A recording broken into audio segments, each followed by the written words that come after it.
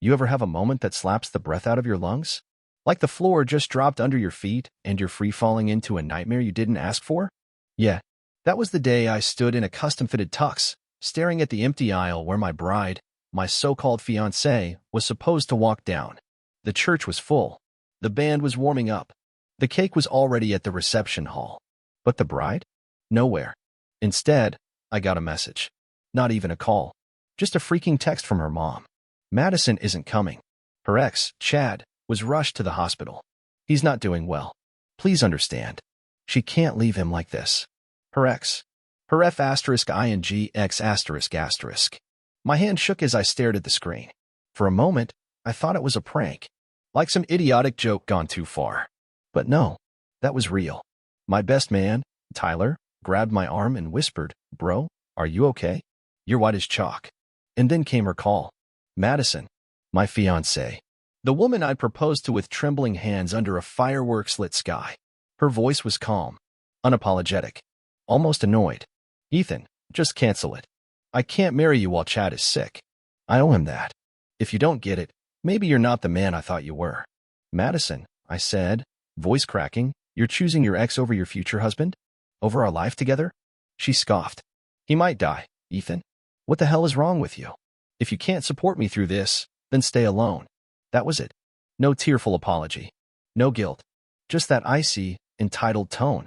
Like I was the problem for not bending to her insanity. Her parents backed her up.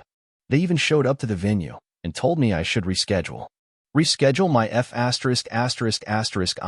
wedding because her ex-boyfriend was more important right now. So, I did the only thing I could. I walked out of that church, took the ring off my finger, and left everything behind. Her family, the betrayal, all of it. Blocked every number. Burned every photo. Deleted every memory.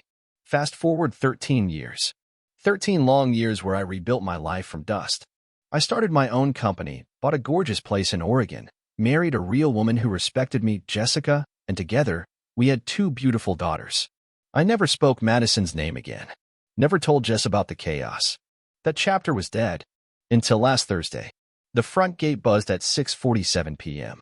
I was in the kitchen helping my youngest with her math homework when I checked the monitor. It was them. Her parents. And Madison. I swear to God, I felt my pulse stop. They stood at the gate like ghosts from a past I'd buried deep. Same smug dad, same manipulative mother, and Madison, older, sure, but those calculating eyes hadn't aged a day. Before I could even react, they had already forced their way through the gate behind a delivery car and marched straight up to the door. Jessica opened it, thinking it was someone from church. And the second they stepped inside, they froze. I stepped out of the hallway, holding my daughter's hand. They saw the house, the success, the photos, the life I had built without them. And Madison's face. She turned pale.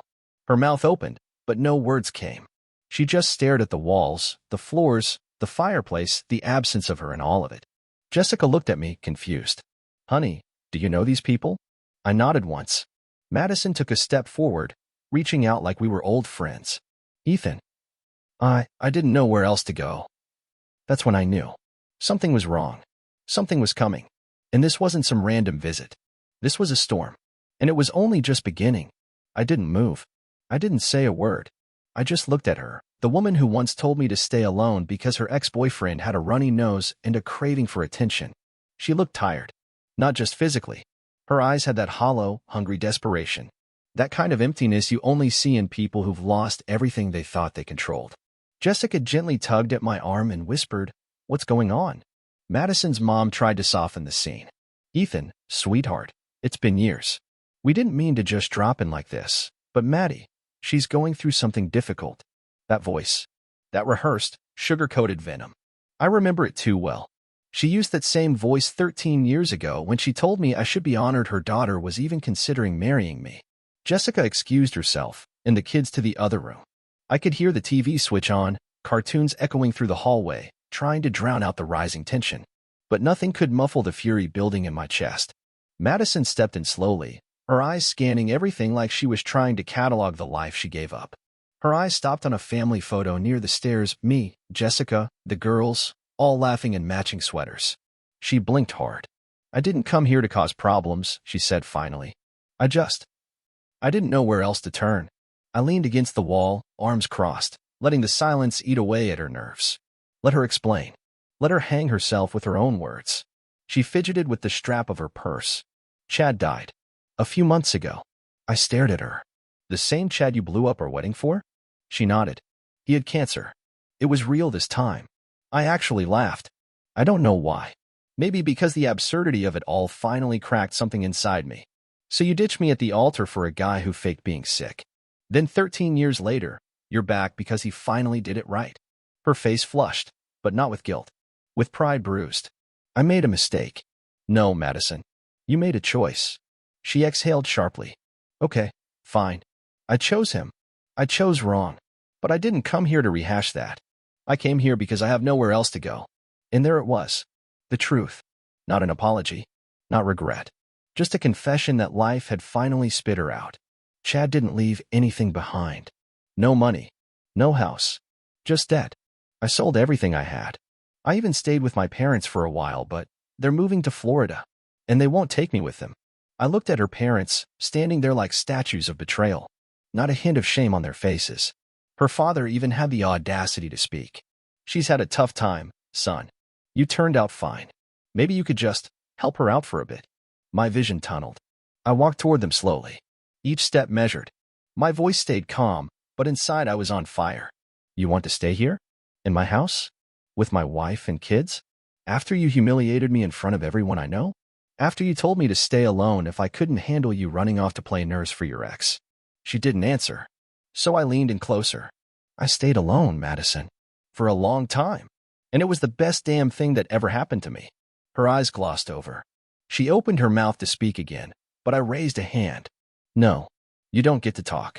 You had your chance 13 years ago, and you threw it in the dirt for a man who couldn't even keep his lies straight. I turned to her parents. Get the hell out of my house. All of you. Her mom tried to say something, but my voice cut sharper than any argument. I don't owe you kindness. I don't owe you explanations. You showed me who you were the day you backed her decision to run. Now go. They hesitated, like they weren't used to hearing no from anyone. But then Jessica walked back into the room, holding our daughter's hand. Is everything okay? She asked. Madison stared at the little girl, at the life she didn't get to have, at the man she thought she could circle back to. Her lips quivered. We're leaving, she whispered. And just like that, they were gone. But I knew, deep down, that wasn't the end. You don't let a scorned narcissist like Madison back into your world and expect her to disappear quietly. Something was coming, and it would be ugly. 2 days passed. I tried to shake it off. Tried to file it under unwanted ghosts from the past and move on with my life. But something felt off. Jessica noticed it too. She didn't press me for details. God, I love her for that. But I caught her watching me from the kitchen doorway, brows tight, trying to figure out if this was something she needed to worry about. I kept telling myself it was over, that Madison had crawled back into whatever hole she came from. But that nagging feeling? That itch in the back of my skull? It didn't go away. Then came the email. No subject line. No sender name. Just a link. I stared at it for 5 minutes before clicking. It was a video. The footage was grainy, like it had been recorded with an old phone. It showed a woman's silhouette entering a hotel room, hair tied up in a familiar bun, same curve to her shoulders, same walk. Madison. Then came the second figure. Tall. Broad. Definitely not Chad. They kissed in the hallway, sloppy and reckless, like teenagers with no shame. Then they disappeared into the room, and the door shut. Timestamp. 3 days before our wedding. The same week she was taking care of Chad. My hand clenched the mouse so hard it creaked. So it wasn't just that she chose him over me. She was already sneaking around with someone else before she ever bailed. The hospital story was a smokescreen. A drama stunt to justify bailing on me without looking like a monster. She didn't just choose her ex. She played me like a damn idiot. I don't know who sent the video. No message. No hint. But it didn't matter. The lies were deeper than I thought. Dirtier. She didn't just break my heart. She nuked it and danced in the ashes. Jessica walked in on me still staring at the paused screen. Ethan. I didn't want to lie to her. She deserved better. So I told her. Not everything. Just enough. That woman who came the other day, Madison, she was supposed to be my wife. Years ago. Left me at the altar. Said her ex was sick and needed her. Jessica sat slowly. She said that, and then came back after all this time? Yeah, but that wasn't the whole story. I turned the laptop and hit play again. She watched the scene without saying a word. When it ended, Jessica blinked. Once. Twice. Then, she looked me dead in the eyes. Is she trying to come between us? I wanted to say no. I really did. But I wasn't sure anymore. She might be. Jessica didn't cry. Didn't scream. She just stood up, walked to the sink, and poured herself a glass of water with the calm precision of someone who's been through storms before. She's not staying, she said. I don't care what her story is. I don't care if she's broke or lonely or broken inside. She doesn't get to come in here and ruin what we've built. I nodded. But later that night, when the kids were asleep and Jessica had gone to bed, I sat on the porch alone, watching the dark tree line sway in the wind. That email, it wasn't just a warning. It was bait. A trap. Someone wanted me angry. Someone wanted this wound reopened. And deep down, I knew who it was. Madison wasn't just crawling back for shelter. She wanted something. And she wasn't done yet. At 3:12 a.m., I woke up to a noise. I sat up in bed, heart pounding, listening. Then I heard it again, soft tapping on the glass.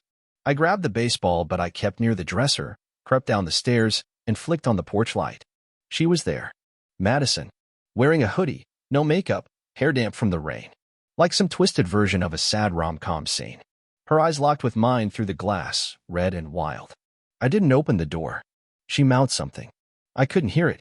So I stepped closer. And I read her lips. He wasn't the only one. I froze. She pressed her hand to the glass, then dropped a folded piece of paper on the doormat and walked away into the night. I waited, heart pounding. Every instinct told me not to touch that paper. But I opened the door anyway, and picked it up. It was a birth certificate. Not hers. Not mine. A child. Mother, Madison Hale. Father, Ethan Brooks. The air felt like it vanished from the world. And everything I thought I knew, everything I had healed from, ripped open again. I stared at the name on the paper like it might change if I blinked hard enough. Liam Hale Brooks. Born 7 years ago. In Idaho. My name was on it. In clean black ink. But I never signed anything. I never even knew. My hands started to shake. Not out of fear, no, it was something deeper. A kind of slow boiling fury that curled through my ribs and sat heavy in my chest. I felt betrayed all over again. Only this time it wasn't just about a wedding, or a lie, or a fake hospital story. This was a kid.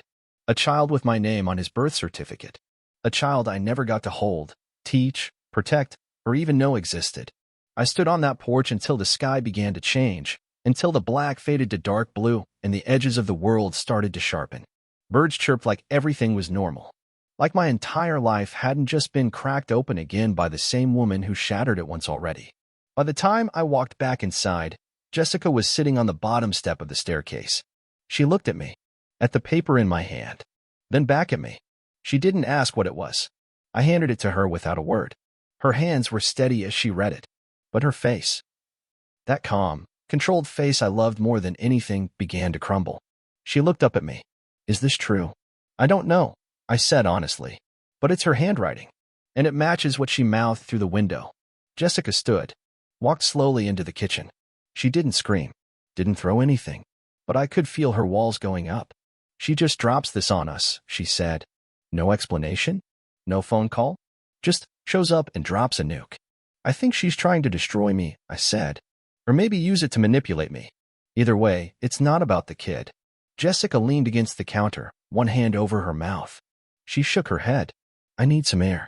She walked out the back, and I didn't follow. Not because I didn't care, but because I didn't know how to comfort her through something I didn't even understand myself. I sat at the kitchen table, staring at the paper again. Liam. 7 years ago. That was 6 years after she left me. Which meant she had this child without ever saying a word. And now, when her life was falling apart, she wanted to toss him into the mix like some bargaining chip? No, not a chance. But I needed to know the truth. I hired a private investigator the next morning, gave him the name, the birth certificate, and everything I remembered from the night Madison reappeared. He promised to move fast. I didn't tell Jessica about that part. Not yet. She barely spoke to me all day. We went through the motions with the kids' dinner, homework, bedtime stories, but there was a distance now. One I hated. One Madison created with a single sheet of paper. Then, that night, it got worse. I found a manila envelope shoved into our mailbox. No stamp. No address. Just my name in thick black marker. Inside? Photos. Dozens of them. Me. Jessica. The kids. Our house. My office. The grocery store. Taken from a distance. Through windows. From across parking lots. Some of them looked recent, within the last few days. I dropped the envelope like it was on fire. Jessica walked in as I was picking up the scattered photos. She knelt beside me and looked at them, one by one. She didn't ask who sent them. She already knew. She's watching us, she said. I nodded. She's playing a game, I said. And she just made the first real move.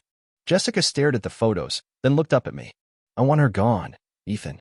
I don't care what she says about the kid. I want her out of our lives. She might not make it that easy. Jessica's eyes hardened. Then make it hard. And that's when I realized. Madison didn't just want chaos. She wanted control. And if I didn't stop her soon, she'd take everything.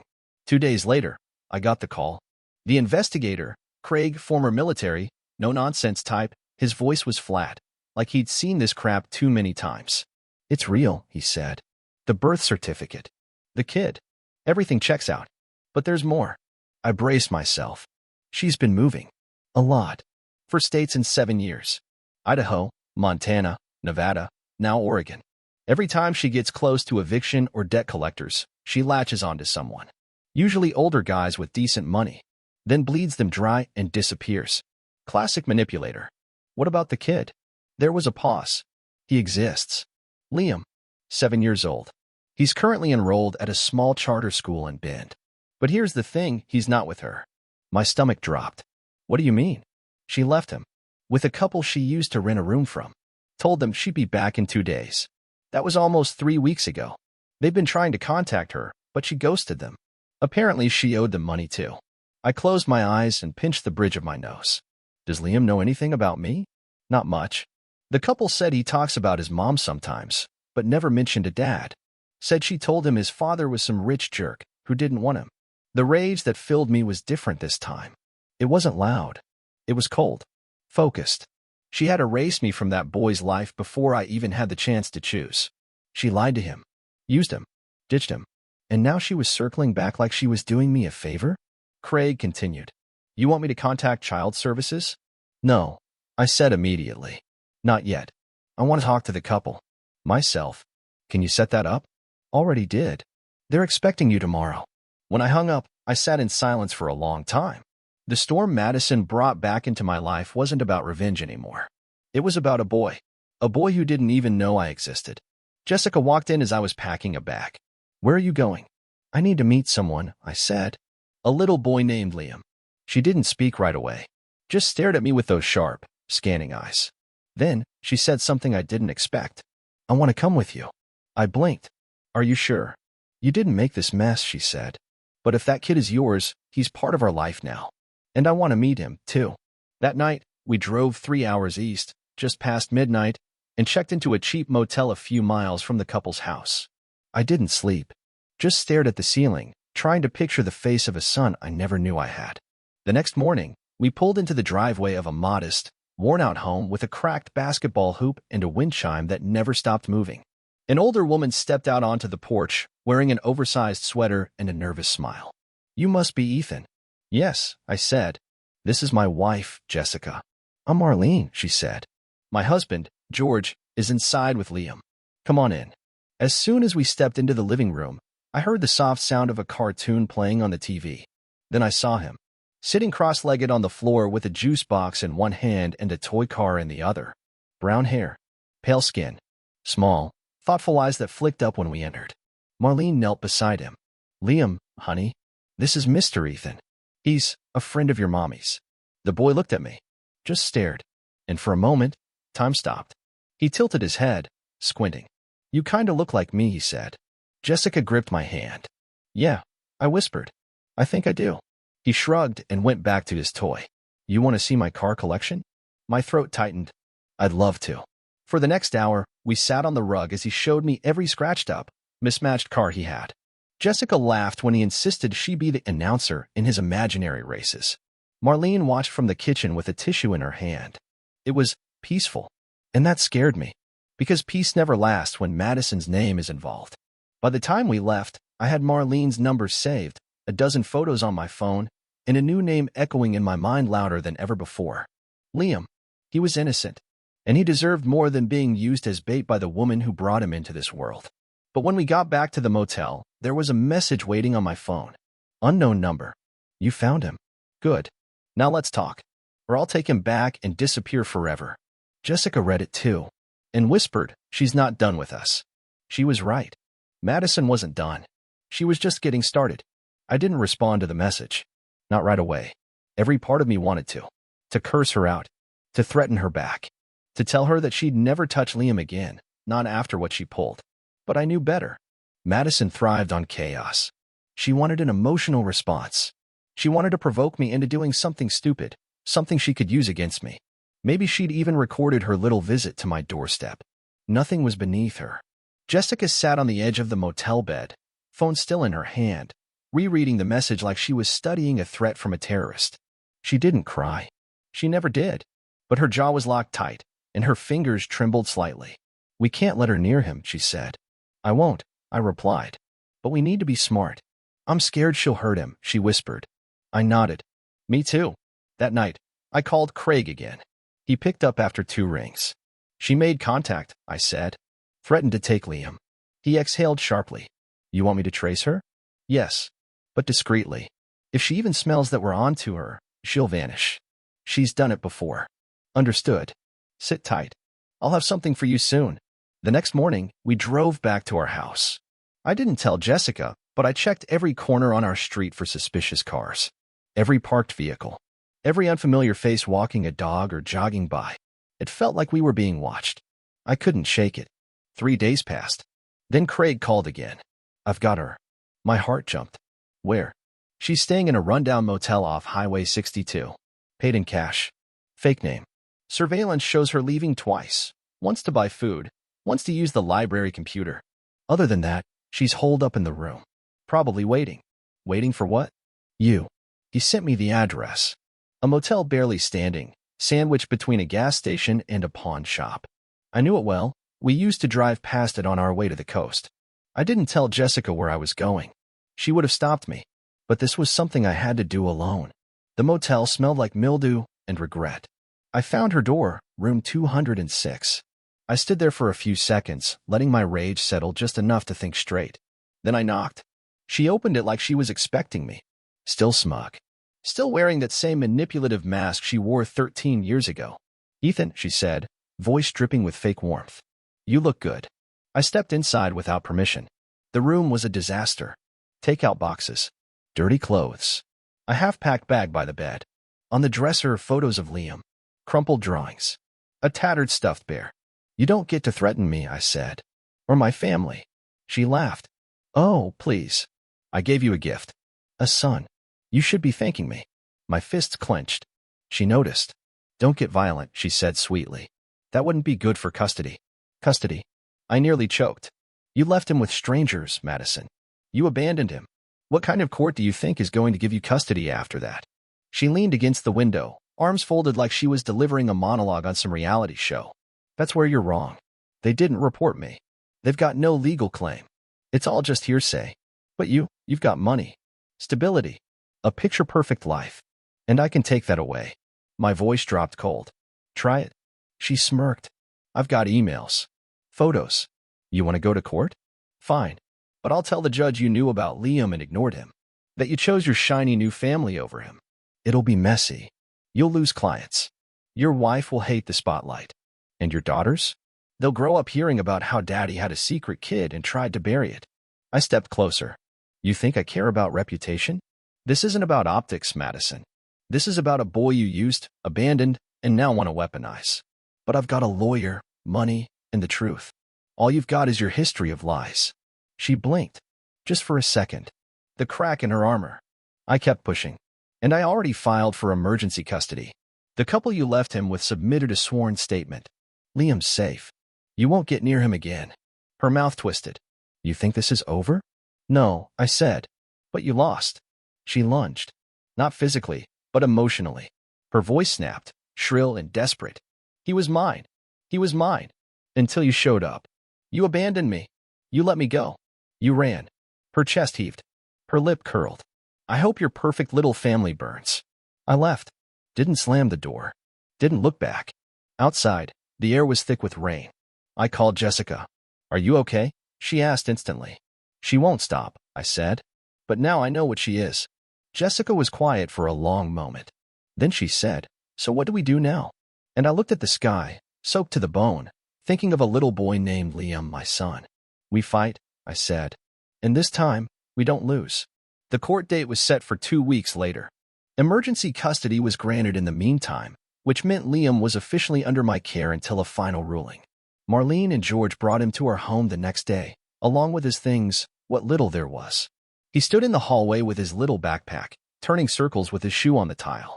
Jessica knelt to his level, smiling softly. You want to see your room? He nodded. Quiet. Careful. I followed them up the stairs, heart thudding with every step. The guest room had been converted almost overnight, thanks to Jessica. She stayed up late decorating it with car posters, a blue comforter, and glow-in-the-dark stars on the ceiling. Liam stepped in slowly, like the walls might vanish if he touched them. Jessica sat beside him on the bed. If you want anything changed, you just tell us, okay? He didn't say much, just stared up at the stars. Then whispered, can I still see Marlene and George? Of course, I said. They'll visit. Whenever you want. He nodded again. Still processing. So was I. I wanted to hug him. Wanted to tell him he was safe now. That no one would ever use him again. But I didn't want to overwhelm him.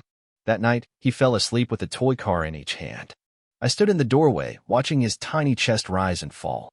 A knot formed in my throat. Jessica stepped behind me, rested her hand on my back. You okay? She whispered. I shook my head. Not really. I don't know what I'm doing. You're doing it. That's what matters. We stood there in silence for a while, both of us staring at a boy we didn't know last week. A boy who had no idea how much weight had just been lifted onto his tiny shoulders. The next morning, things seemed calm. Jessica made pancakes. Liam smiled a little more. Even laughed when our youngest tripped over a cat toy and called it the enemy. It felt normal. Until I got a call from my attorney. Ethan, you need to see this, she said, her voice tense. Check your email. Right now. I opened it immediately. There was a video attached. A new one. It showed me. At the motel. Walking into Madison's room. No audio. Just footage. Me stepping in. Staying. Then leaving 10 minutes later. The video had been posted anonymously on a local gossip blog with the caption, Local business owner visits ex in motel. Affair or blackmail? My stomach dropped. Jesus, I muttered. Jessica read it over my shoulder. Her face went pale. This is what she meant, I said. She's coming for everything. The post had already been shared over 300 times. The comment section was blowing up with speculation. My company name was tagged. Some comments even mentioned Jessica by name. I called Craig again. She's filming us now? Looks like it. She probably set up a camera before you even arrived. Can we trace who leaked it? I'm working on it. But that's not all. He sent another file. This one was worse. It was a fake message thread. Photoshopped.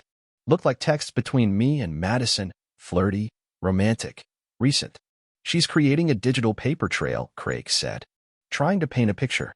Make it look like you're the one chasing her. Like Jessica's the other woman. She's insane. She's dangerous, he corrected. And she knows how to play the long game. I stood up, fist clenched. She wants a war? She's got one. I held a family meeting that night. Jessica, the kids, even Liam. We sat around the table while I explained the basics. Someone from my past was trying to hurt our family with lies. Jessica stayed composed, but I saw the fear in her eyes.